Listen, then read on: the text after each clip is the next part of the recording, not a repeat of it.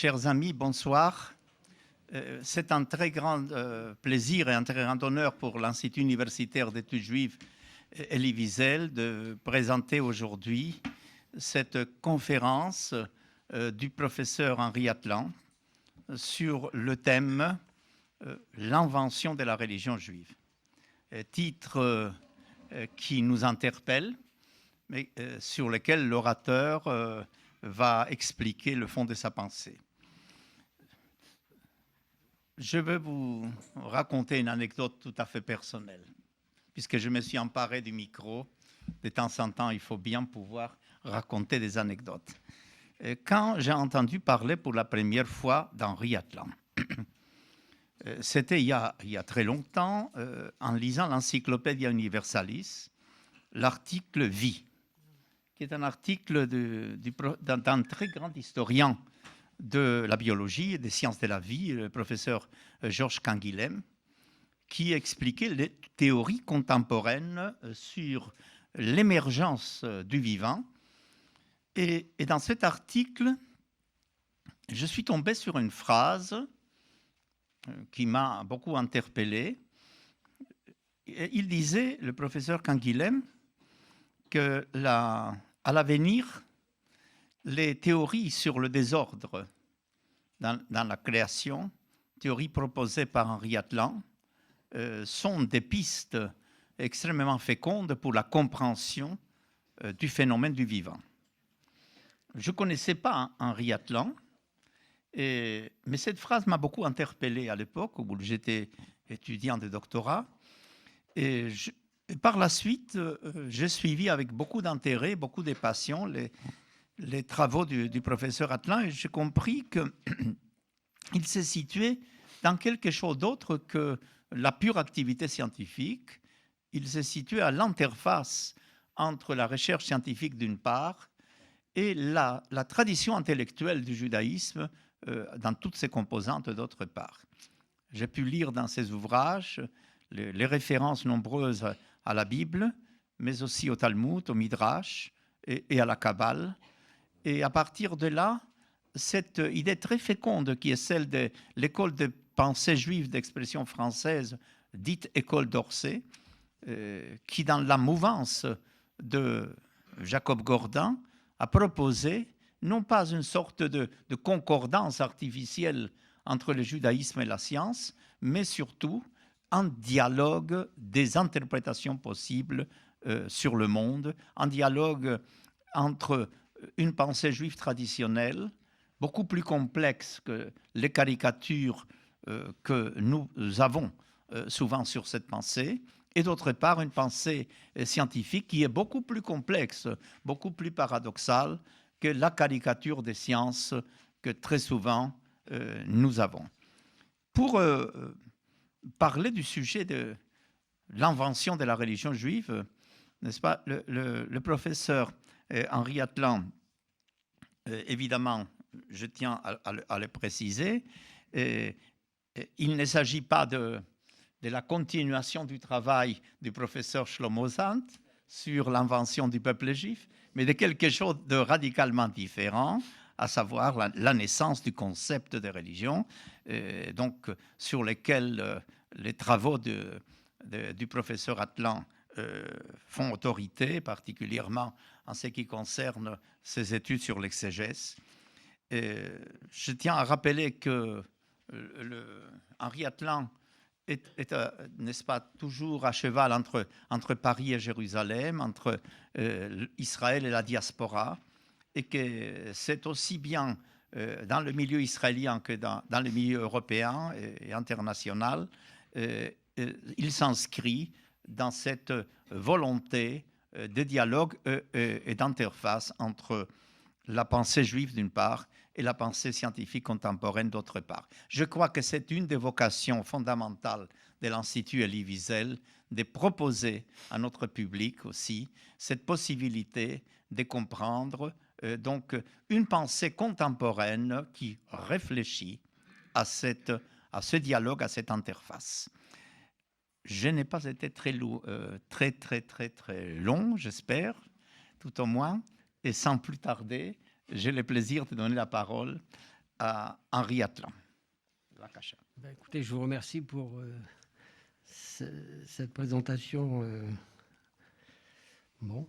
Et aussi pour l'occasion que vous me donnez, non seulement d'exposer quelques idées qui sont un peu, peut-être, opposées à certaines idées, à d'autres idées reçues, mais aussi pour l'occasion que vous me donnez de retrouver eh bien, des amis que je ne vois pas très souvent et que je revois ici à l'occasion de ces conférences.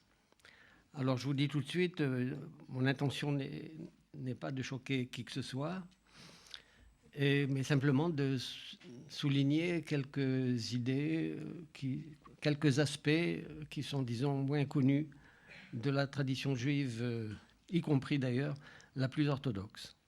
Alors en fait, ce que je veux vous dire pourrait être résumé en 3 points. Premièrement, la religion juive est une création relativement récente. Alors, ce n'est pas comme Chomosand, effectivement, comme vous avez bien fait de le dire. D'abord, ce n'est pas du tout à la même époque, parce qu'elle a été instituée au Moyen-Âge, à la suite du christianisme et de l'islam, et en réaction contre ces 2 religions. Ce qui veut dire que, contrairement à ce qu'on dit souvent, le judaïsme n'est pas chronologiquement la première religion monothéiste, mais en fait la 3e. En outre, à l'intérieur, donc 2e point maintenant, à l'intérieur du judaïsme traditionnel, la religion, une fois créée, n'en est restée qu'une partie, en sorte qu'on ne peut pas l'assimiler purement et simplement au judaïsme, y compris dans ses formes les plus orthodoxes. Et enfin, 3e, dans cette création, Maïmonide a joué un rôle déterminant, mais ambigu, avec le temps, en ce qu'il n'a pas réussi à convaincre la majorité des communautés. Alors avant d'entrer dans le vif du sujet, maintenant, il faut se poser la question d'abord de savoir ce qu'est une religion. On a l'habitude de considérer que l'appartenance à une religion dépend de l'adhésion à une croyance en quelques articles de foi. On confesse sa foi, comme on dit. Alors c'est évidemment le cas du credo chrétien, c'est aussi le cas de la shahada musulmane, où l'expression d'une foi religieuse est en fait une condition sine qua non d'appartenance. Eh bien, cette idée de la religion, ou du religieux, comme on dit maintenant aussi, elle est loin d'être universelle. En fait, c'est une idée reçue qui s'est imposée même aux non-croyants sous l'influence de l'histoire des religions telle qu'elle a été enseignée depuis 2 ou 3 siècles. Or, il se trouve que des travaux d'historiens plus récents et d'anthropologues sur l'histoire des religions, en réalité plus exactement sur l'histoire des religions, c'est-à-dire sur la façon dont l'histoire des religions a été écrite, ont montré à quel point cette notion de religion en général a été étudiée à partir d'un modèle très particulier, le modèle institué par le christianisme à partir du IVe siècle, sous l'influence notamment de saint Augustin. Et dans ce modèle, qui est loin donc d'être général, l'appartenance est en effet conditionnée par des croyances plus ou moins dogmatiques. Le résultat de cet enseignement, c'est que dans la confusion la plus complète, on a appelé aussi religion des appartenances à des communautés qui ne sont pas caractérisées par ce qu'on appelle des articles de foi, ni de façon encore plus générale avoir la foi, mais plutôt par des rituels associés à des mélanges de récits historiques et de mythes d'origine. C'est le cas par exemple des religions de l'Antiquité, mais aussi de l'hindouisme, du bouddhisme, du Tao chinois, du shintoïsme japonais, des traditions chamaniques et animistes. Toutes appartenances dans lesquelles se reconnaissent en fait une large partie de l'humanité, loin d'être négligeable, en fait même une majorité. Et là, il n'y a pas d'adhésion à des articles de foi comme condition d'appartenance. Ce qui est premier, eh bien, c'est l'organisation sociale, c'est l'action, c'est le comportement ou les mœurs, si on veut, Des croyances diverses peuvent évidemment les accompagner ou les suivre. C'est ainsi, par exemple, qu'un historien, John Shade, spécialiste de la Rome antique, intitule son livre sur les rites sacrificiels chez les Romains « Qu'en faire, c'est croire ». Alors, ça résonne peut-être chez vous d'une certaine façon, parce qu'il en est de même du judaïsme biblique et talmudique. Et dans un article sur la croyance dans le judaïsme, l'historienne Sylviane Goldberg s'inspire de la formule biblique Naaseh v'nishma, c'est-à-dire nous ferons et nous entendrons, qu'on peut comprendre aussi par nous comprendrons, où là aussi, ce qui est premier, c'est le comportement, suivi éventuellement et de préférence par l'étude qui peut lui donner un sens. Alors Sylviane Goldberg a montré le caractère paradoxal, comme elle dit, dans le contexte habituel de la notion de foi ou de croyance religieuse, de la combinaison de l'action et de l'entendement, de l'acte et de l'intelligence qui apparaît dans l'approche du croire dans le monde juif. Alors, en effet, comme elle dit, c'est paradoxal dans le contexte habituel parce que, en fait, la situation est très différente de celle du christianisme et de l'islam, où, par exemple, on ne peut pas dire « je suis chrétien et athée ». On ne peut pas dire non plus « je suis musulman et athée ». Au contraire, comme vous le savez, il est extrêmement facile de dire « je suis juif et athée », y compris, et c'est ça qui est important, y compris dans le cas d'un judaïsme orthodoxe, de Torah au mitzvot, c'est-à-dire d'étude de la Torah et de pratique des commandements. Et on réalise cela quand on réalise le caractère partiel et historiquement marqué de la religion dans l'histoire du judaïsme. Je suppose que beaucoup ici connaissent une blague que je ne peux pas m'empêcher quand même de raconter, qui met en scène un enfant juif qui va à l'école, dans une école catholique, et qui revient chez lui et qui raconte qu'on leur apprend des choses sur Dieu le Père, sur Jésus-Christ, Dieu le Fils et le Saint-Esprit. Et il demande à son père, est-ce que chez nous, il y a aussi tout ça? Et le père, un peu énervé, lui répond en disant, sache mon fils, que chez nous, il n'y a qu'un seul Dieu et que nous n'y croyons pas.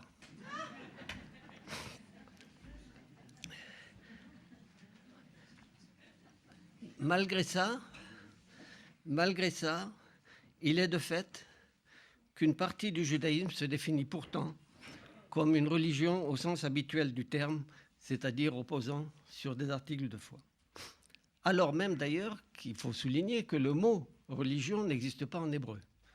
Et le mot date ou dati qu'on utilise pour désigner aujourd'hui la religion ou le religieux est un mot en fait d'origine perse qui apparaît dans la littérature hébraïque relativement tardivement, puisqu'il apparaît pour la première fois que dans la Megillat Esther, qu'on lit tous ces jours-ci.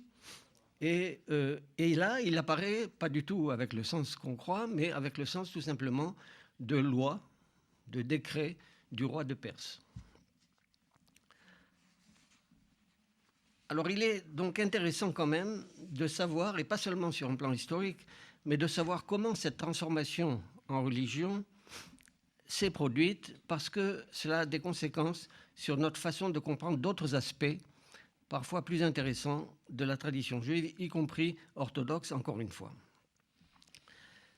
Et il se trouve que des travaux récents par des chercheurs spécialistes d'études juives nous apprennent beaucoup sur cette histoire de l'évolution du judaïsme vers ses formes contemporaines et sa transformation seulement partielle en religion au sens habituel du terme de fondée sur une profession de foi.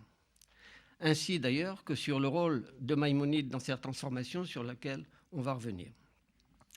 Mais avant cela, je veux citer la conclusion d'un livre remarquable par l'historien Philippe Borgeaud sur l'histoire des religions, ou plus exactement l'histoire des religions, intitulé « Aux origines de l'histoire des religions », car cela résume très bien la confusion dont je vous ai parlé, produite par l'usage généralisé de ce mot, appliqué indifféremment à toutes sortes d'appartenances et de comportements.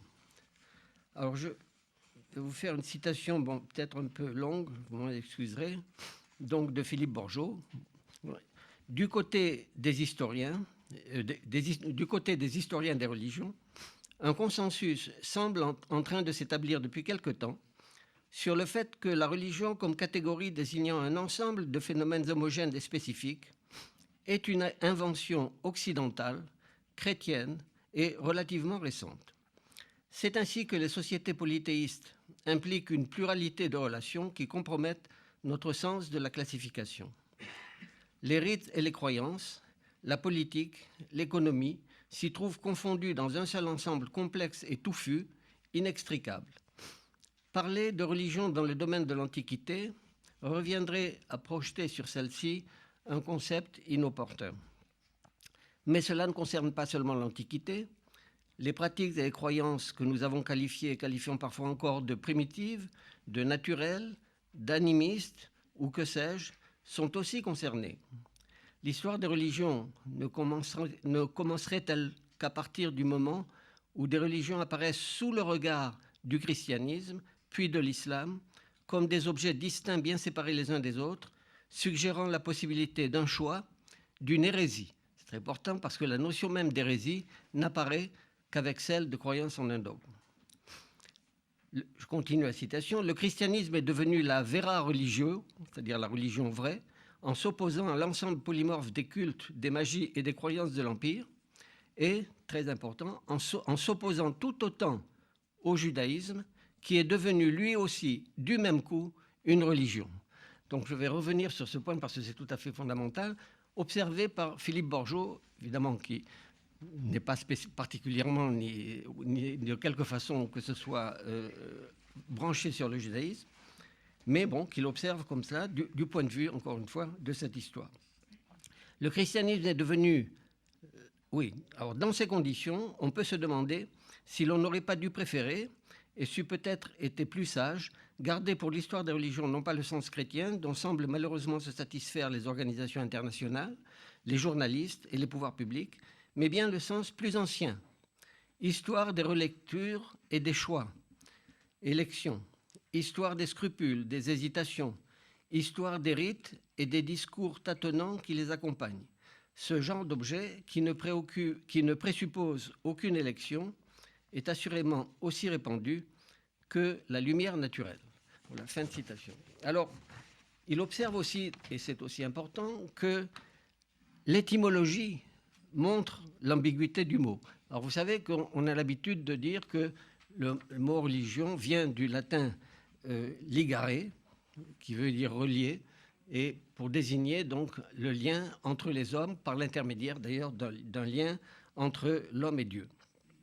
Eh bien, en réalité, Cicéron, s'occupant de la religion romaine, faisait dériver religio, le même mot, non pas de ligare, mais de légere, qui a donné en français colliger ou recueillir, avec le sens de retenue, de scrupule et d'attention dans l'accomplissement du rite.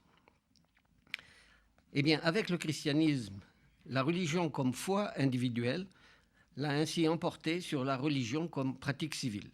Et on retrouve ici la distinction radicale introduite donc entre le christianisme comme religion vraie, d'après saint Augustin, et la religio civile, ancienne, caractérisée par l'observance traditionnelle et collective du rite et du culte au dieu de la cité, plutôt que par un lien particulier qu'établit la foi entre l'individu et la divinité. Enfin, la nature de la divinité elle-même, ou plus généralement du divin, eh bien, elle est marquée par la même ambiguïté que celle de la religion et de l'idée de Dieu héritée à travers la théologie et même la philosophie. Et on s'en rend compte quand on observe qu'à la question très simple « qu'est-ce qu'un Dieu ?», eh bien, la réponse n'est évidemment pas la même partout. Alors revenons donc sur cette observation par Borgeaud que le judaïsme est devenu lui aussi une religion, comme il dit, en réaction à l'opposition du christianisme dès lors que celui-ci s'est proclamé religion vraie. En fait, on peut suivre cette transformation à la trace et observer qu'elle se produit de façon progressive et en réaction non seulement au christianisme, mais aussi à l'islam, qui lui aussi se proclamait religion vraie, héritière des précédentes. Alors, c'est difficile d'assigner une première date, mais disons que c'est aux environs des 9e et 10e siècles, avec Saadia Gaon, qui avait commencé à énoncer des articles de foi. Mais en fait, cette transformation aboutit vraiment avec l'œuvre de Maïmonide au XIIe siècle, écrite en arabe d'ailleurs, comme vous le savez, mais vite traduite en hébreu avec un très grand retentissement. Mais il se trouve que le rôle de Maïmonide comme créateur de la religion juive, par conséquent, n'est pas simple et même assez paradoxal. Parce que son influence a été considérable et pourtant, il a échoué à imposer ses vues sur l'existence d'une théologie juive dogmatique. Alors, un spécialiste du Talmud et de Maïmonide, Menachem Kellner, qui est professeur à l'université de Haïfa, lui-même juif orthodoxe, a publié sur ce sujet un livre extrêmement documenté et au titre très évocateur en anglais, « Must a Jew believe anything ?» Est-ce qu'un juif doit croire quelque chose? Et évidemment, son livre démontre avec force détail que la réponse à cette question est négative. Non, un juif, il n'est pas obligatoire pour un juif de croire quelque chose. Ça ne lui est pas interdit, mais ça n'est pas obligatoire. Alors je cite Menachem Kellner sur l'aspect paradoxal, en effet, de l'influence de Maïmonide. L'impact de l'innovation de Maïmonide fut monumental parce que depuis lors, les Juifs ont considéré comme allant de soi que la religion juive a des dogmes, mais cet impact fut négligeable parce que le substrat théorique sur lequel Maïmonide avait construit son système dogmatique ne fut pas accepté comme une part de la tradition juive. Voilà, fin de citation. Alors, il montre entre autres qu'au niveau de la halakha, eh bien, Maïmonide est le seul à avoir inclus des articles de foi parmi les 613 commandements. On n'en trouve nulle part chez les grands décisionnaires.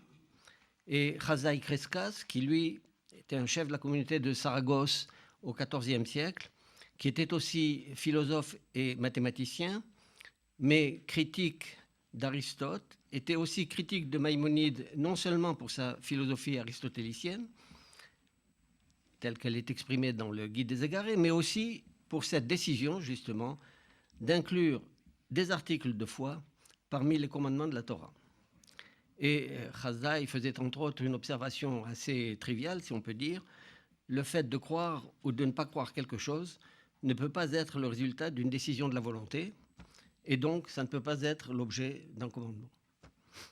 En fait, Maïmonide fut le premier, mais aussi le dernier, qui définissait l'appartenance au judaïsme, c'est-à-dire au klal Israël, comme il disait. Il définissait l'appartenance au klal Israël, à la communauté d'Israël, par l'adhésion à des croyances théologiques.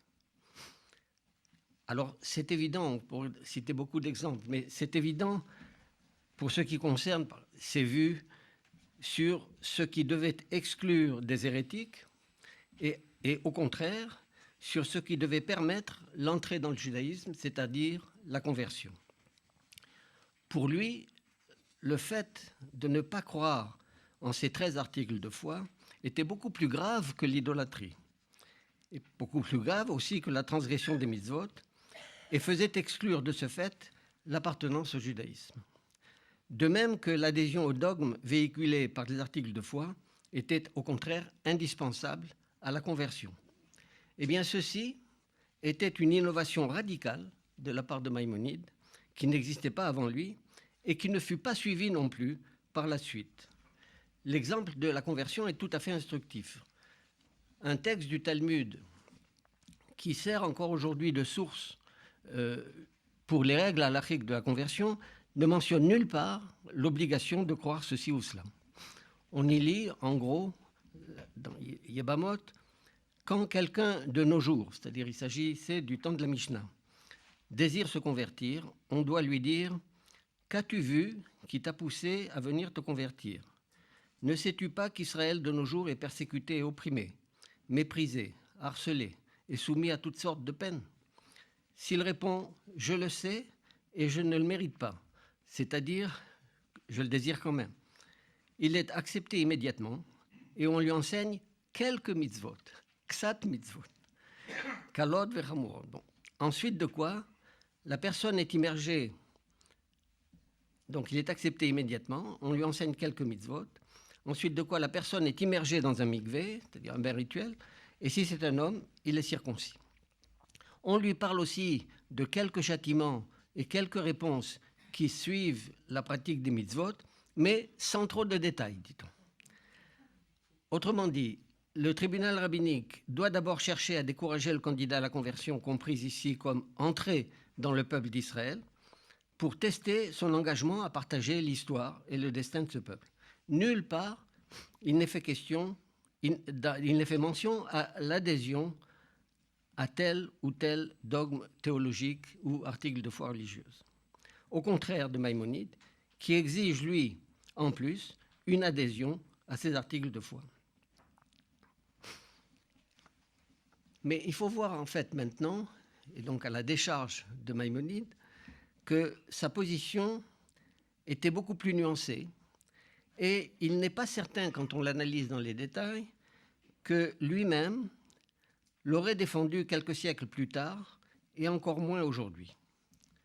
Autrement dit, le problème aujourd'hui n'est pas tant Maïmonide lui-même que ses disciples dans leur façon de se situer par rapport à ces fameux 13 articles de foi. Alors pourquoi? Eh bien parce que pour Maïmonide lui-même, il ne s'agissait justement pas d'articles de foi. Il s'agissait de science, d'un savoir certain que tout homme raisonnable devait naturellement avoir acquis parce que cela avait été démontré par Aristote, qui était considéré en son temps, et en particulier par lui-même, comme la science certaine et indépassable. Alors il est intéressant de se reporter justement à un passage parmi d'autres du Guide des Égarés, en particulier sur celui qui concerne les anthropomorphismes de la Torah et la non-corporéité de Dieu, où Maïmonide s'exprime sur l'obligation d'y croire, c'est-à-dire de croire en la non-corporéité, alors qu'on ne peut pas admettre des caractéristiques corporelles, matérielles, si vous voulez, pour Dieu, et la gravité, donc, de ne pas y croire.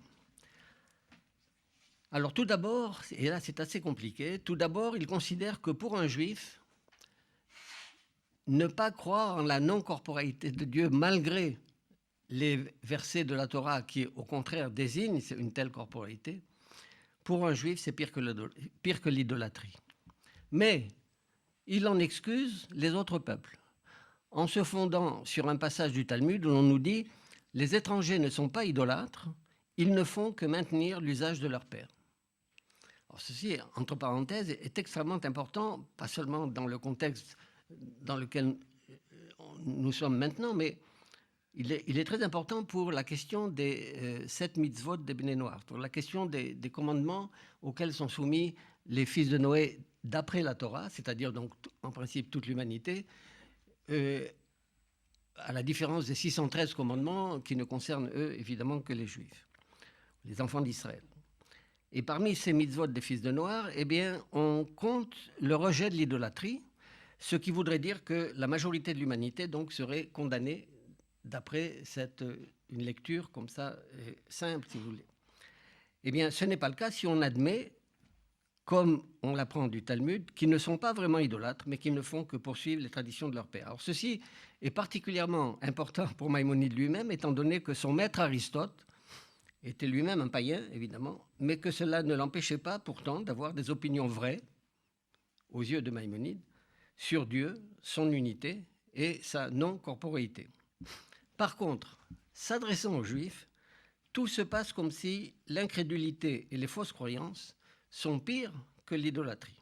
Il est intéressant de lire ce passage du chapitre 36 du Guide des Égarés sur les anthropomorphismes. Alors, je vous lis, celui dont l'incrédulité se rapporte à l'essence même de Dieu et dont la croyance est à l'inverse de ce qu'il est réellement, Je veux dire qui ne croit pas à son existence, ou qui le croit d'eux, ou qui le croit à un corps, ou qui le croit sujet aux passions, ou qui lui attribue une imperfection quelconque, un tel homme est indubitablement pire que celui qui adore une idole, en la considérant comme intermédiaire ou parce que, dans son opinion, elle est bienfaisante ou malfaisante. S'il te venait à l'idée que celui qui croit la corporéité put être excusé parce qu'il aurait été élevé ainsi, ou à cause de son ignorance et de la faiblesse de son intelligence, tu devrais en penser de même à l'égard de celui qui se livre à l'idolâtrie, car il ne le fait que par ignorance ou par l'éducation. Ils maintiennent l'usage de leur père, donc, et c'est là où il cite ce passage du Talmud.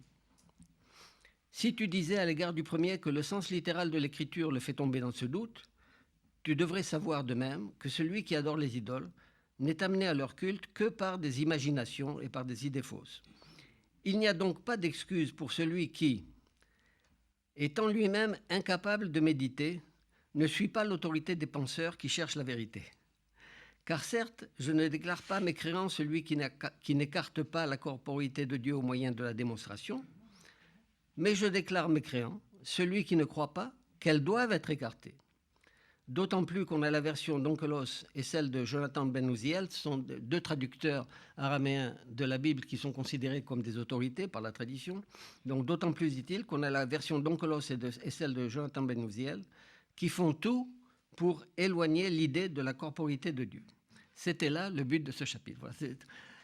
Alors, vous voyez que ça n'est pas très simple, mais la conclusion, c'est que pour ceux qui savent penser, qui savent méditer, comme il dit, eh bien, il ne s'agit pas de croyance, mais de démonstration, mais de savoir, de connaître la vérité que nous enseignent la science et la philosophie.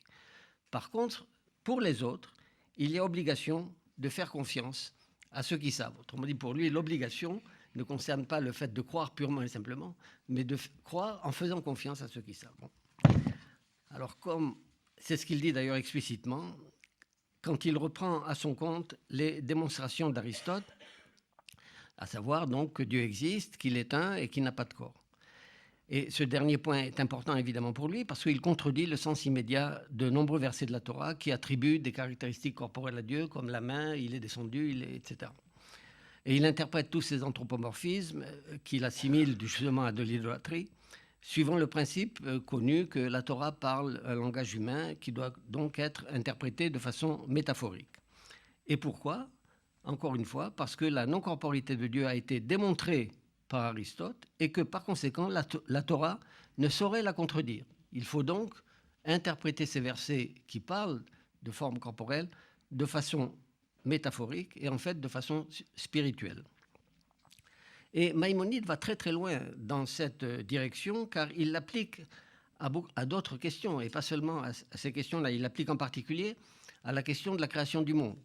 Vous savez que Aristote considérait que le monde était éternel, donc et Maïmonide et la Bible, comme vous le savez, décrit la création du monde, en tout cas en apparence, dans la Genèse.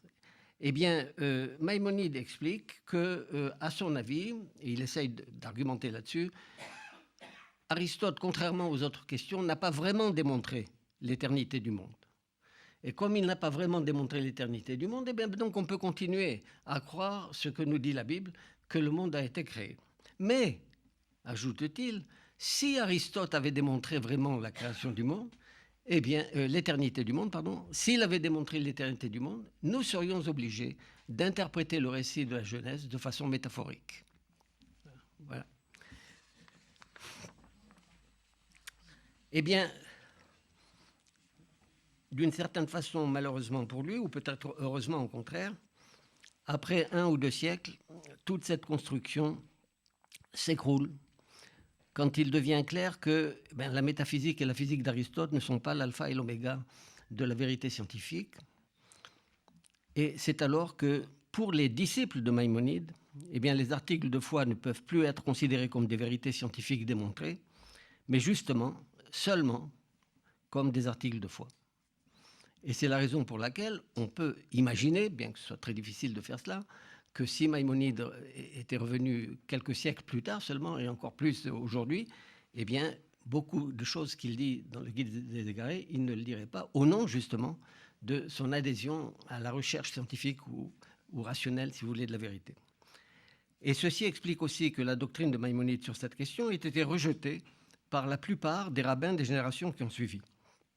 Alors on dit souvent qu'il était rationaliste et qu'il a été rejeté par une orthodoxie mystique irrationnelle. Alors c'est tout à fait inexact. Un exemple entre beaucoup d'autres sur justement cette question de la non-corporité de Dieu. Alors on a vu dans le texte que je vous ai lu qu'il s'appuie sur les traductions araméennes de la Torah, considérées donc comme étant comme faisant autorité, et qui disent que, d'après lui, ils font tout, ces textes, ces traductions araméennes, ils font tout pour éloigner l'idée de la corporéité de Dieu. Eh bien, il se trouve qu'un siècle plus tard, Nachmanide, dans son commentaire de la Torah, montre tout simplement que c'est faux. Il examine une à une les traductions de ces différents versets qui expriment des formes corporelles et il voit comment ces versets sont traduits par ces traductions araméennes, soit littéralement, soit métaphoriquement, et pas du tout, comme disait Maïmonide, systématiquement pour éloigner la corporité de Dieu. Et que le critère ne se trouve donc pas dans un rejet systématique de la gashmiout, c'est-à-dire de la matérialité, hors de la divinité. Alors évidemment, Nachmanide se réfère à une tradition kabbaliste que Maïmonide apparemment ne connaissait pas, ou en tout cas qu'il rejetait. Pour lui aussi, c'est-à-dire pour Maïmonide, seules les caractéristiques de l'esprit peuvent s'appliquer à Dieu, et c'est seulement par son esprit que l'homme est à l'image de Dieu, et non par son corps. Alors cette approche contredit de façon frontale la tradition kabbaliste, ou au contraire, le Tselem Elohim, c'est-à-dire de la Bible, l'image d'Elohim, donc de Dieu ou des dieux, se retrouve dans la structure du corps humain. Et un verset de Job est répété très souvent dans ces textes kabbalistes, de façon très explicite, qui dit « Mibsari achazé Eloah », ça veut dire « à partir de ma chair, je contemplerai la divinité ». Alors pour revenir à notre sujet, plus globalement, on observe donc que la tentative d'imposer des croyances théologiques dogmatiques comme condition d'orthodoxie juive, eh bien, elle a largement échoué. Et le livre de Kellner, dont je vous parlais tout à l'heure, en apporte de très nombreux exemples. Alors on peut maintenant se poser la question, qu'y avait-il avant Maïmonide, ou plus exactement, qu'y avait-il avant la religion juive créée par Maïmonide, et qu'est-ce que c'est devenu après Maïmonide? Alors avant lui, on peut dire très schématiquement que c'était une religion civile, ritualiste, au sens de la religion romaine organisée autour de la loi de Moïse et du culte sacrificiel du temple de Jérusalem. À cela, à l'époque talmudique, se sont superposées des écoles philosophiques, comme les caractérise Flavius Joseph, c'est-à-dire des écoles d'études et de pratiques renouvelées de la loi, où enseignaient ceux qu'on appelait alors des Chachamim, c'est-à-dire des sages ou des Talmidei Chachamim, ou élèves des sages, qui est l'équivalent hébreu, ou un équivalent hébreu, du grec philosophe, ami de la sagesse.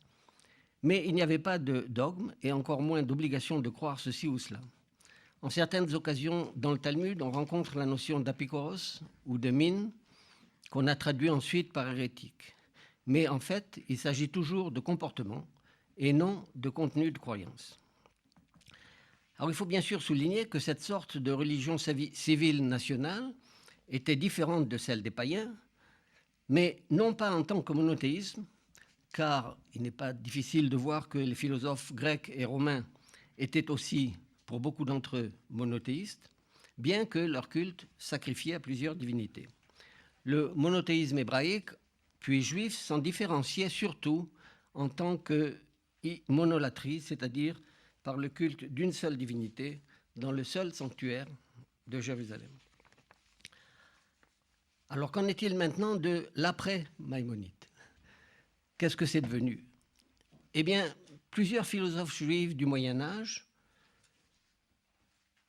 tels que Crescas par exemple, ou Abravanel, ou d'autres, ont repris en les contestant et en les modifiant plus ou moins ces articles de foi, mais sans prendre la forme de dogme théologique que Maïmonide voulait imposer comme croyance obligatoire. Il en est resté les deux hymnes bien connus dans la liturgie, Igdal Elohim Chai et Anima Amin, mais ce sont là des versions composées plus tard, au XIVe et XVe siècle, versions très simplifiées, poétisées et chantées, très différentes des textes beaucoup plus élaborés de Maïmonide lui-même. Et ils servent beaucoup plus d'ornement, comme ça a été dit, que de fondement. En fait, les réflexions sur des éléments d'une théologie juive dogmatique sont donc restées très vite, très marginaux pendant les siècles qui ont suivi et n'ont été utilisées que pour distinguer le judaïsme du christianisme chaque fois que c'était nécessaire, notamment dans les disputations, et non pour distinguer une orthodoxie juive des hérésies. On comprend aussi pourquoi, d'ailleurs, ces considérations dogmatiques ont retrouvé un intérêt au XIXe siècle avec l'émancipation des Juifs d'Europe, la Haskalah et le judaïsme réformé, où il s'agissait précisément pour devenir citoyen de définir le judaïsme comme une religion sur le modèle des églises chrétiennes. Mais surtout, les écrits de Maïmonide, notamment son Guide des égarés, ont déclenché par réaction une éclosion extraordinaire d'écrits de rabbins kabbalistes, dont certains d'inspiration philosophique, qui exposent leur doctrine gardée jusque-là très largement orale. Ces écrits sont alors composés et publiés pour répondre aux défis que représente Maïmonide. Et ils ont très vite acquis, comme par exemple le commentaire de Nachmanide sur la Torah, dont j'ai parlé, ou surtout le Zohar et d'autres, un statut canonique dans l'orthodoxie juive. Et contrairement à ce qu'on dit habituellement, il ne s'agissait pas d'une réaction mystique irrationnelle s'opposant au rationalisme philosophique de Maïmonide, mais très souvent, bien que pas toujours, de textes d'inspiration philosophique différentes, opposés à l'aristotélisme. Autrement dit, ils n'étaient pas moins philosophes que Maïmonide, sauf qu'eux ne suivaient pas Aristote et s'inspiraient en fait de philosophies plus proches du stoïcisme et du néoplatonisme.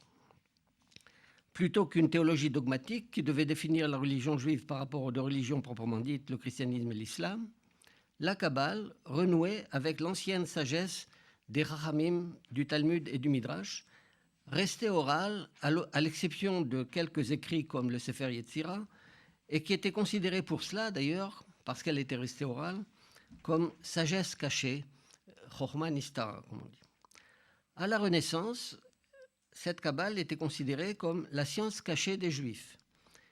Mais des traductions latines avaient pénétré les cercles cultivés de l'époque et elle faisait partie de la science, justement, de cette époque, avec l'alchimie, l'astrologie, l'hermétisme et avant la rupture qu'a constituée la science moderne au XVIIe et XVIIIe siècle.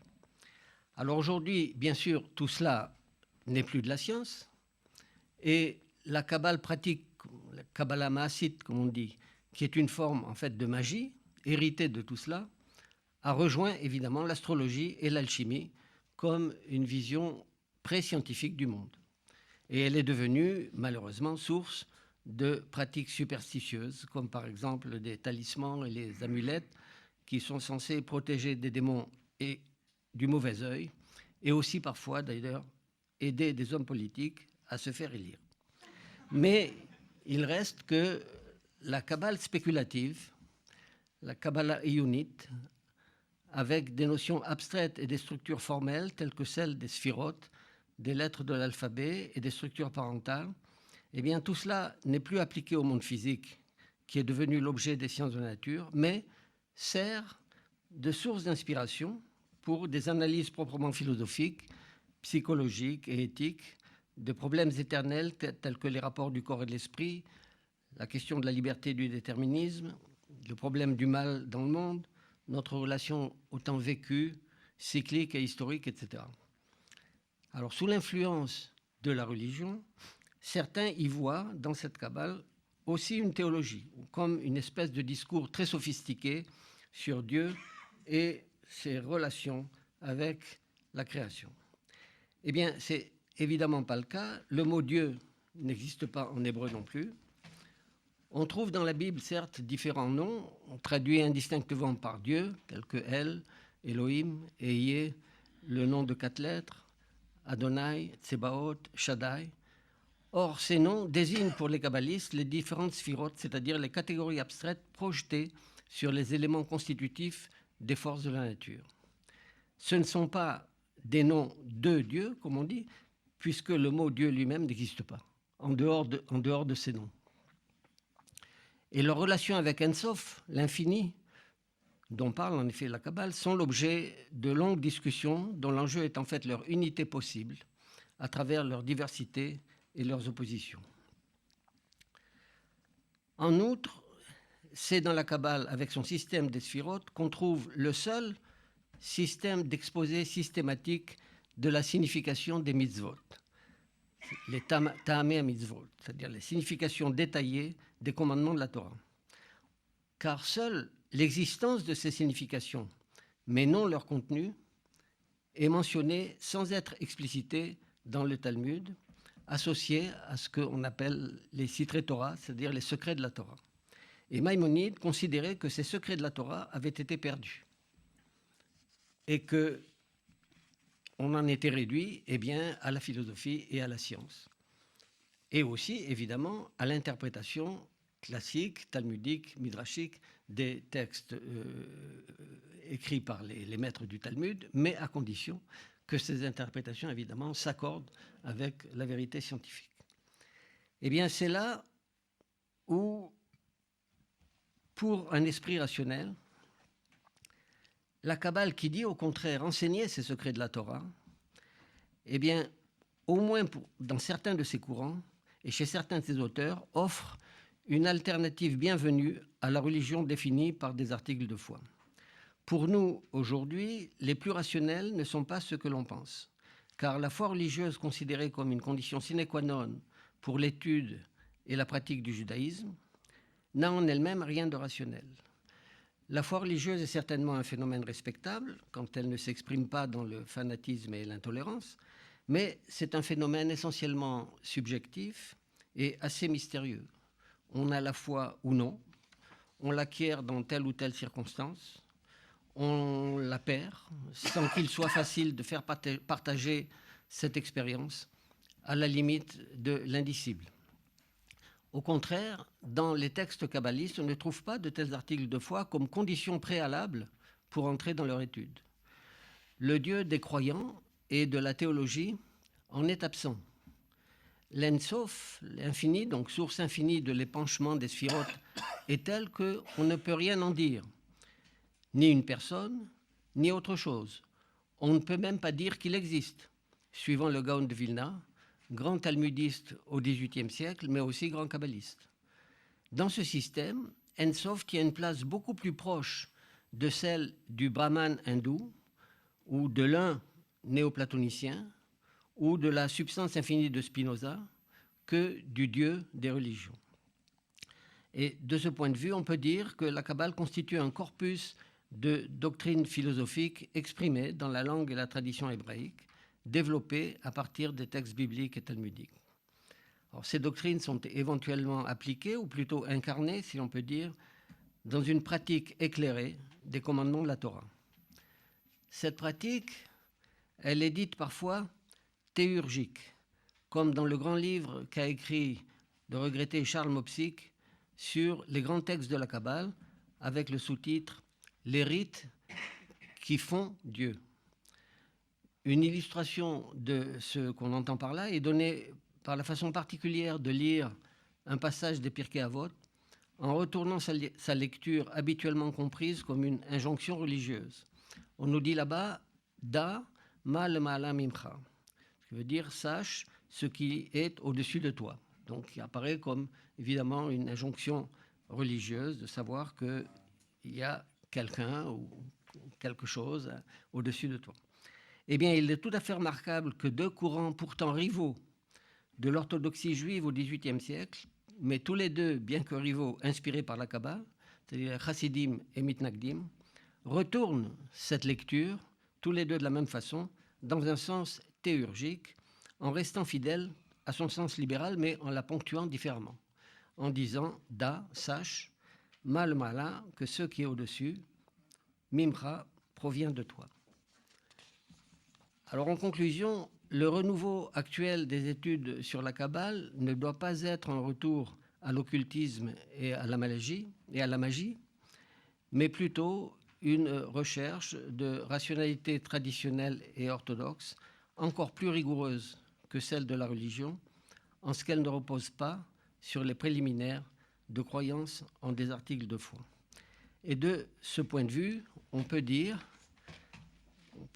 c'est seulement une possibilité et évidemment pas une obligation, donc on peut dire, sans paradoxe et sans provocation, qu'il n'est pas nécessaire de croire en l'existence de Dieu, de la religion, pour être un juif orthodoxe. Je vous remercie pour votre attention.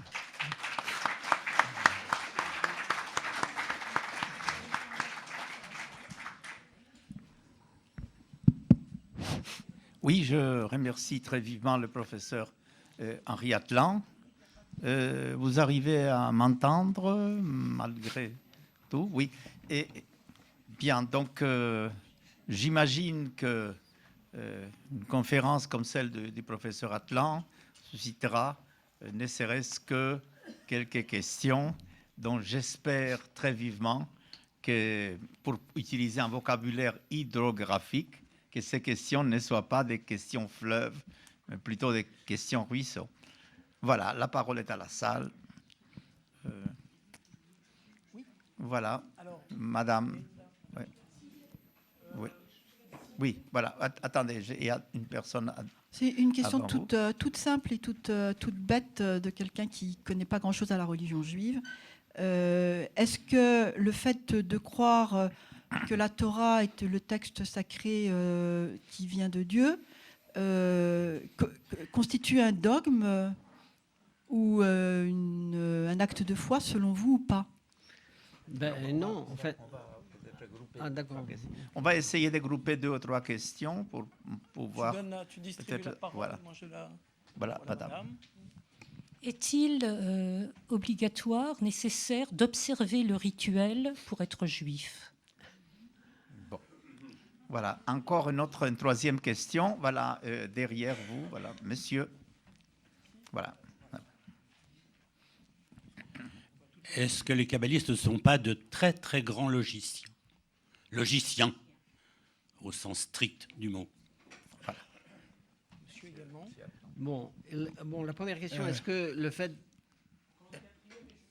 Non, enfin, le fait que de croire que la Torah vient de Dieu, est-ce que c'est un dogme ou un article de foi? Eh bien, pour Maïmonide, oui, justement. Mais c'est le seul. C'est-à-dire que, en réalité, c'est surtout une question. Qu'est-ce qu'on entend par là? Qu'est-ce qu'on entend? Le fait que Dieu, d'abord, qu'est-ce qu'on entend par Dieu? Et le fait, si on entend quelque chose, eh bien, qu'est-ce que ça veut dire que Dieu puisse donner la Torah aux hommes, etc. Et à ce propos-là, bon, on peut très bien vous citer un passage du Pirkei Avot, donc par quoi d'ailleurs le Pirkei Avot commence. Le Pirkei Avot est un passage important du Talmud, de la Mishnah, qui nous dit qui décrit justement la généalogie de la réception de la Torah, et qui commence par dire, eh bien, Moïse a reçu la Torah du Sinaï, il l'a transmise à Josué, qui l'a transmise aux prophètes, et ainsi de suite, quoi, bon, jusqu'au rabbin du Talmud. Eh bien, le Maharal de Prague s'arrête sur la première phrase qui dit Moïse a reçu la Torah du Sinaï, et il observe qu'il n'est pas dit que Moïse a reçu la Torah de Dieu au Sinaï. Il dit que Moïse a reçu la Torah non pas au Sinaï, mais du Sinaï. Et il explique en disant que c'est inconcevable que si par Dieu on entend un infini et qui serait source d'une sagesse elle-même infinie, eh bien il est inconcevable que ce soit donné directement à un homme qui lui-même est fini, plus aussi grand fut-il comme Moïse. Donc c'était impossible de dire que Moïse a reçu la Torah de Dieu au Sinaï. Et c'est pourquoi on nous dit Moïse a reçu la Torah du Sinaï. Alors pourquoi est-ce que le Sinaï est la montagne qui a donné la Torah? Parce que c'est à l'occasion, en effet, de la rencontre entre Moïse et le Sinaï, comme dit le Maharal de Prague, entre un Isha Elohim et un Har Elohim, entre un homme divin et une montagne divine, que alors est apparue la Torah, mais pas dans son infinité, la Torah de Moïse. Et après, toute la question, c'est qu'est-ce qu'on fait avec cette Torah de Moïse comme porte d'entrée, en quelque sorte, à la Torah infinie, qui, elle, alors, eh bien, est produite par les Hidushim, les renouvellements des Chachamim, quoi. Donc, ça n'est pas, évidemment, un dogme. C'est une question d'étude. La deuxième question, est-ce qu'il est obligatoire d'observer le rituel pour être juif? Ça aussi, si vous voulez. Alors là, pour Maïmonide, il n'y a pas, si vous voulez, il y a des obligations. Mais ces obligations sont les obligations elles-mêmes, justement, sont les éléments du rituel. Maintenant, eh bien, si vous transgressez les obligations du rituel, vous transgressez les obligations du rituel. C'est ce qu'on dit au candidat à la conversion. On lui dit, voilà ce que tu dois faire maintenant. D'ailleurs, dans le texte du Talmud, il y a quelque chose de terrible. On lui dit, il faut que tu saches, on lui apprend quelques mitzvot, comme dit le texte, et on lui apprend aussi les châtiments et les récompenses qui suivent. Et on lui dit la chose suivante, jusqu'à présent, tu étais tranquille. Si tu mangeais de la graisse, eh ben, tu étais passible d'aucune sanction. Si tu transgressais le Shabbat, eh bien, tu n'étais pas passible de lapidation. À partir de maintenant, si tu manges de la graisse, tu vas être passible de karet, d'une peine terrible. Et si tu transgresses le Shabbat, eh ben, tu vas être passible de lapidation. Donc, alors voilà. Donc, bon, maintenant, concrètement, après ça, doit être appliqué évidemment par des tribunaux rabbiniques. Et comme vous le savez, bon, la lapidation, il n'y en a plus, le karet non plus. Enfin, bref. Mais alors maintenant, est-ce qu'il y a d'autres peines qui vont impliquer ça? Alors ça, on peut en discuter aussi, et ça, c'est toute la question du futur, du monde futur, et y compris pour les récompenses. Mais là aussi, au candidat à la conversion, le texte du Talmud dit il ne faut pas entrer trop dans les détails. Mais non. Excusez-moi, mais ça me paraît un peu contradictoire avec votre discours, parce que là, j'ai l'impression que vous vous placez du point de vue religieux, qui date, en fait, comme vous l'avez démontré, uniquement du Moyen Âge. Voilà. On pourrait concevoir le judaïsme du peuple. Non, mais, Oui. mais nous sommes tout à fait d'accord. Parce que vous définissez la pratique des commandements comme étant une religion. C'est pour ça que vous me dites ce que vous me dites là maintenant. Tandis que ce que j'ai essayé de montrer, c'est que la pratique des commandements, c'est comme chez les Romains anciens, c'est comme chez les hindous, etc. Bon, ce sont des rituels. Et ce sont des rituels qui n'ont pas les caractéristiques justement de ce qu'on a l'habitude d'appeler religion par référence à des actes de foi ou il y a ce deux sont des questions. comportements. C'est la différence entre des comportements et des pensées. Voilà. Il y a donc là une personne et là une autre personne. Allons-y. Messieurs. J'ai noté deux phrases que vous avez exprimées. La première, la méditation, c'est démontrer la vérité. Est-ce que vous pouvez m'expliquer cette phrase? La deuxième phrase que vous aviez exprimée, croire, c'est faire confiance à l'autre. Donc, d'un côté, j'ai... La deuxième, c'est quoi? Vous aviez dit, croire, c'est faire confiance à l'autre. Ah. La méditation, c'est la vérité. Oui. Ah, donc j'ai mal noté. Voilà. C'est toujours dangereux de sortir une phrase du contexte. Hein, Bien, alors deuxième question, donc là-bas. Oui. Messieurs, s'il vous plaît. Monsieur le professeur, je suis très surpris de vos affirmations concernant Maïmonide. Non seulement ce qu'il a dit, ça date du Sinaï. Je vous pose une question. Qu'est-ce que tout le peuple juif qui est sorti d'Égypte, au passage, ça fait plus de 3000 ans, nous célébrons cet événement tous les ans. Vous l'avez célébré dans votre famille, nos ancêtres, depuis le Har Sinaï, l'an 2448 de la création du monde. Les 613 mitzvot dans les 13 articles de foi de Maïmonide que nous chantons tous les soirs, pas parce que c'est un bel air, parce que ces 13 articles de foi sont des principes fondamentaux parmi les 613 mitzvot de la Torah. Nous parlons de commandement, mitzvot. Commandement signifie qu'il y a un commandant. Donc Dieu nous demande, quand vous mettez, monsieur Atlan, monsieur le professeur, les tefilines tous les matins, je crois savoir que vous dites Baruch Ata Hashem. Ce n'est pas le nom de Dieu que vous prononcez? Voilà. Bon, Ah, c'est pas le nom de Dieu. S'il vous Mais plaît, c'est le nom de j'aimerais, quoi? De qui? vous pouvez Oui, voilà. raccourcir votre question, qu'on puisse savoir. Voilà. Je peux raccourcir? Oui, Vous me coupez la oui. parole? Non, je ne vous coupe pas la parole, mais limitée de façon à que tout le monde puisse parler. Voilà. Merci. Voilà. Voilà, monsieur, Oui. vous voulez bien, parce que je ne peux pas passer.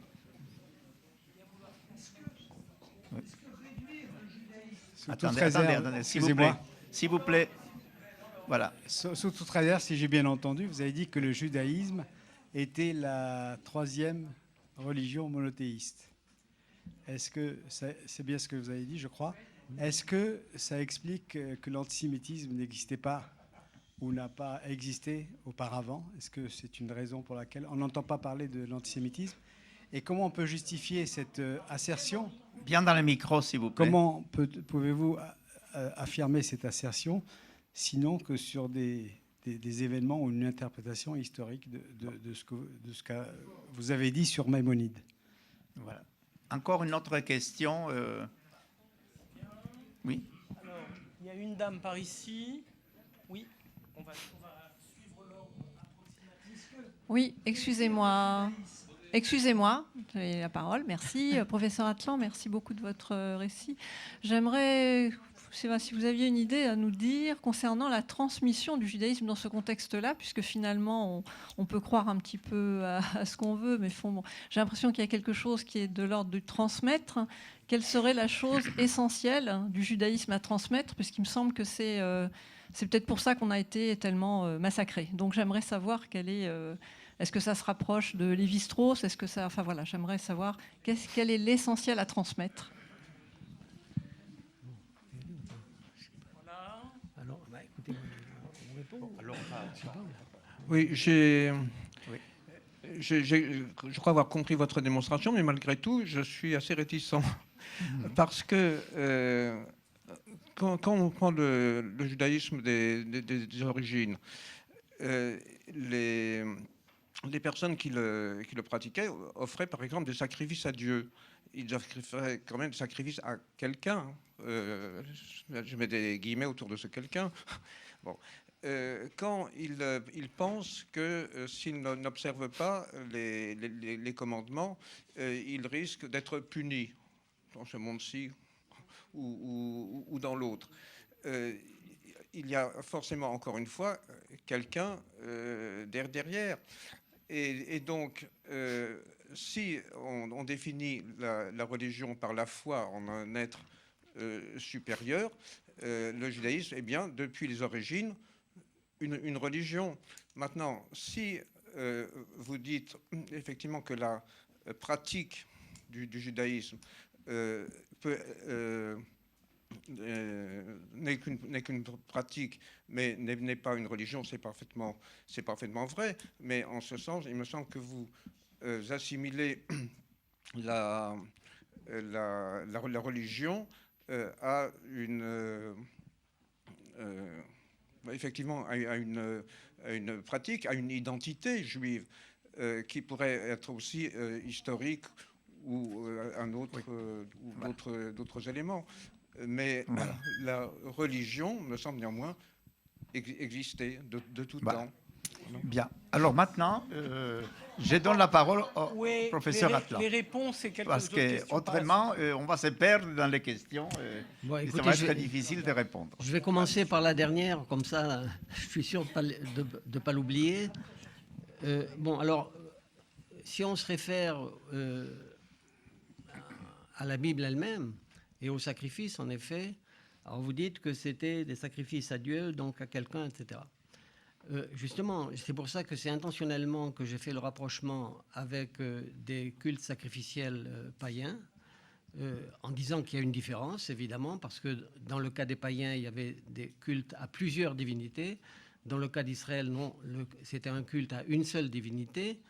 Et là, il s'agit pas tellement de monothéisme, mais de monolatrie, c'est-à-dire de restriction du culte à une seule divinité, bon, et pas de croyance en un seul Dieu plutôt qu'à beaucoup. Dans la Bible, on parle de beaucoup de dieux. Et on dit que le Dieu d'Israël était plus fort que tous les autres. Il y a tout un tas de versets qui comparent en quelque sorte la situation du Dieu d'Israël aux Elohim Acherim, qui sont les autres dieux, aux Elim, aux dieux, aux divinités en général, etc. Donc il y a, autrement dit, les sacrifices dans le temple de Jérusalem, c'était des sacrifices au Dieu d'Israël. Et pas à Dieu comme entité théologique, dogmatique, etc. Bon. De la même façon que les philosophes, y compris épicuriens, chez les Grecs, étaient très scrupuleux pour faire des sacrifices aux dieux, alors là au pluriel, aux dieux de la cité grecque. Et c'est là où on voit la différence entre les religions anciennes, ritualistes, et le type de religion qui a été créé de toutes pièces par le christianisme, mais encore pas dès l'origine, après plusieurs siècles, et essentiellement avec la christianisation de l'Empire romain et avec surtout l'influence prépondérante de saint Augustin. Alors, monsieur là qui m'a interpellé en disant que, en effet, en me demandant, enfin bon, en résumant en quelque sorte, si vous voulez, les thèses auxquelles croient les adeptes de la religion juive, parce que j'ai bien pris le soin de dire qu'il existe une religion juive pour ceux qui y croient, et qu'ils ont tout à fait le droit. Donc, monsieur là a exposé ses croyances, et elles sont tout à fait respectables. Simplement, bon, il se trouve que beaucoup ne les partagent pas, et que ça ne les empêche pas, en effet, de mettre les tefilines. Enfin, alors, monsieur, oui, quelqu'un m'a posé la question sur, oui, le fait que c'était j'ai dit en effet que c'est la troisième religion monothéiste plutôt que la première. Oui, c'est l'antisémitisme. Et est-ce que c'est ça qui serait une source de l'antisémitisme? Ça, j'aurais tendance à dire. Ah oui, logicien, oui, la Kabbale, oui, bien sûr, c'est-à-dire, c'est une structure, oui, quelqu'un m'a dit, est-ce que les kabbalistes ne sont pas des logiciens? Oui, en effet, c'est une forme de logique, c'est une forme de structuralisme, si on veut faire des comparaisons avec des théories modernes, enfin bon, mais évidemment qui a son vocabulaire propre, qui a son jargon propre, qui a sa structure propre, etc., et qu'il ne faut pas mélanger avec autre chose, c'est-à-dire il ne faut pas, bon. Bon, alors la troisième religion monothéisme, est-ce que ce serait ça qui serait à l'origine de l'antisémitisme? J'aurais tendance à dire oui et non, parce qu'il n'y a pas de doute que l'antisémitisme s'est développé très fortement en milieu monothéiste, précisément à cause de la rivalité. Parce qu'il se trouve que le christianisme et l'islam sont entrés tout de suite en rivalité, pour le premier avec le judaïsme et pour le deuxième aussi avec le judaïsme et le christianisme. Donc, alors que dans les sociétés polythéistes, eh bien, les communautés juives ont eu à souffrir beaucoup moins de l'antisémitisme, tout simplement parce que il y a plusieurs, quoi, et que chacun peut faire ce qu'il veut, et d'autant plus que, contrairement au christianisme et à l'islam, eh bien, le judaïsme n'a pas eu, sauf de façon tout à fait exceptionnelle, des tendances prosélytes. Donc, il ne cherchait pas à convertir qui que ce soit. Bon, donc, ça a sûrement joué un rôle, si vous voulez, dans la virulence, disons, de l'antisémitisme. Mais ceci dit, quand même, il faut atténuer ça un peu, parce qu'avant tout ça, eh bien, il y avait aussi, dans l'Empire romain, une certaine forme d'anti-judaïsme, si vous voulez, mais qui était moins virulent, si on peut dire, et qui était aussi d'origine nationale, d'ailleurs, beaucoup plus que religieuse, précisément. C'est-à-dire, bon, les Romains ne supportaient pas que les Juifs n'acceptent pas, justement, comme tout le monde, de faire un culte à leur Dieu, y compris à l'empereur. Attendez, alors qu'est-ce qu'il y avait encore? Ah oui, la transmission. Alors sur la transmission, la transmission, en effet, elle se fait par l'étude et la pratique, c'est tout. C'est-à-dire que...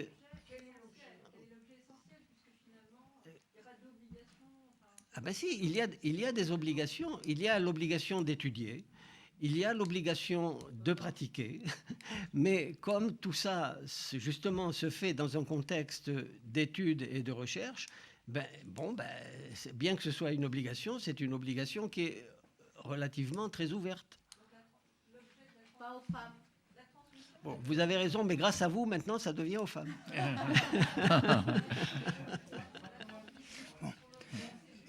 Définir le judaïsme. Définir le judaïsme. Attendez, vous parlez en même temps, une seconde. S'il vous plaît, on va laisser donc la parole J'entends même pas ce que vous dites là. Voilà. Non. Définir le judaïsme non comme une religion, mais comme un ensemble de comportements. Est-ce que ça ne porte pas plein de risques dans une société laïque comme la société française? Au contraire. Au contraire. Enfin, ça le risque du communautarisme, par exemple. Ah ben non, l'autre... Attendez, au contraire. C'est-à-dire que... Bon, tout dépend des comportements en question. Bon, tout dépend des comportements. Si les comportements en question, en effet, ont pour effet de couper les membres de ceux qui adhèrent du reste de la société, bon, il y a le risque du communautarisme. Maintenant, si les comportements en question peuvent s'accommoder de l'environnement, et ça, vous savez qu'il y a la tradition juive qui dit Dina de Malchuta Dina, c'est-à-dire qu'on admet que la loi du pays dans lequel on l'est l'emporte en quelque sorte sur la loi. Bon, alors après, c'est une question de négociation en quelque sorte. Alors qu'au contraire, quand c'est défini par des croyances dogmatiques, ben, il n'y a pas à discuter là.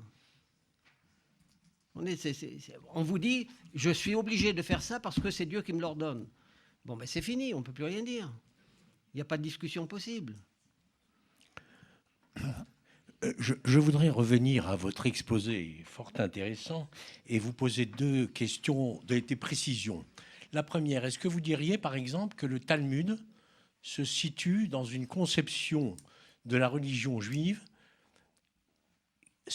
antérieure à celle que plus tard Maïmonide... Mais évidemment, totalement. C'est la première question. Totalement, bien sûr. Et la deuxième question, c'est une autre précision. Je n'ai pas bien compris, au fond, qu'est-ce qui a poussé Maïmonide, si c'est un précurseur, comme vous dites, de cette relecture, qu'est-ce qui l'a poussé à adopter cette relecture? Ah ben ça c'est simple. Enfin ça, peut-être j'ai pas été assez précis, mais Maïmonide vivait dans un environnement musulman.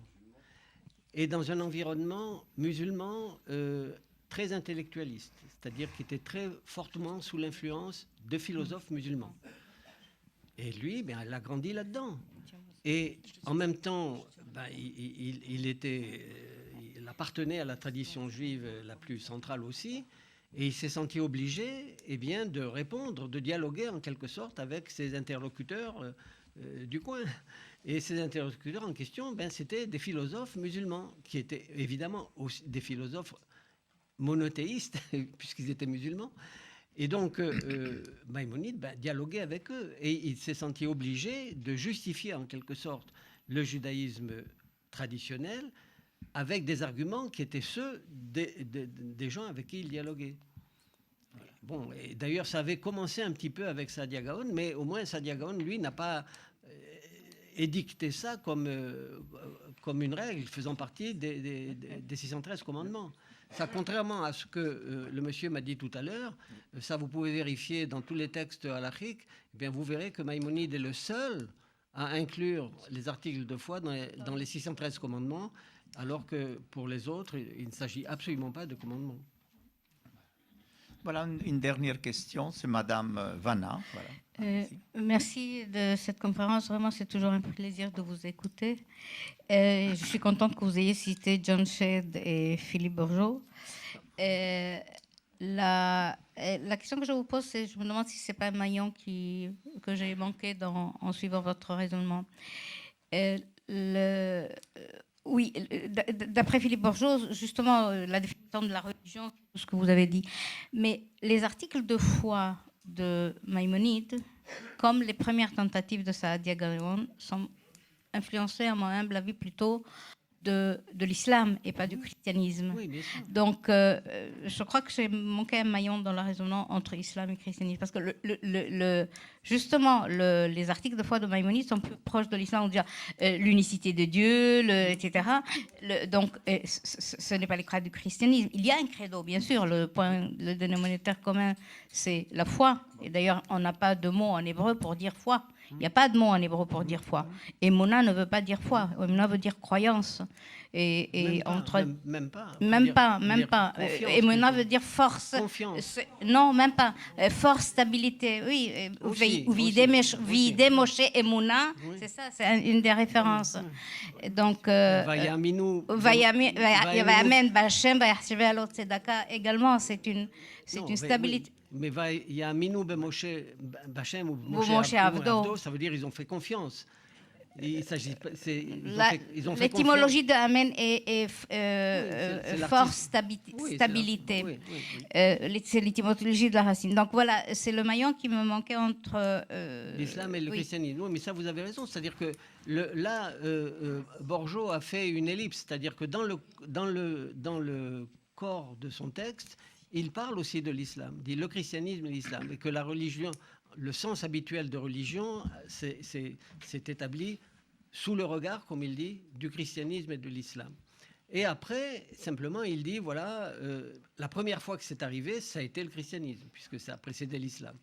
Et c'est à l'occasion de cela que le christianisme s'est opposé à toutes les religions polythéistes de l'Empire romain, et aussi au judaïsme, qui, du coup, est devenu une religion. Bon, alors évidemment, chronologiquement, entre le christianisme et le judaïsme, de ce point de vue-là, vous avez raison, il y a l'islam. Bon, mais ça fait partie, c'est ce que j'ai essayé de dire, en disant qu'en réalité, la transformation que décrit Borgeaud, elle est beaucoup plus longue, elle se fait progressivement, mais c'est aussi indirectement en réaction au christianisme, parce que l'islam lui-même s'est constitué, et l'islam philosophique s'est constitué lui aussi en réaction au christianisme, en invoquant la vérité d'Aristote. Et c'est ça que reprend pour lui-même Maïmonide après, quand il arrive. Voilà. Donc, il y a une toute dernière question, n'est-ce pas? Ce n'est pas de la théologie dogmatique, mais c'est la dernière question. Voilà. Alors, elle va être articulée de manière... je n'ai pas encore vraiment digéré. J'étais tout à l'heure à un cours sur Philon d'Alexandrie. Et... ici.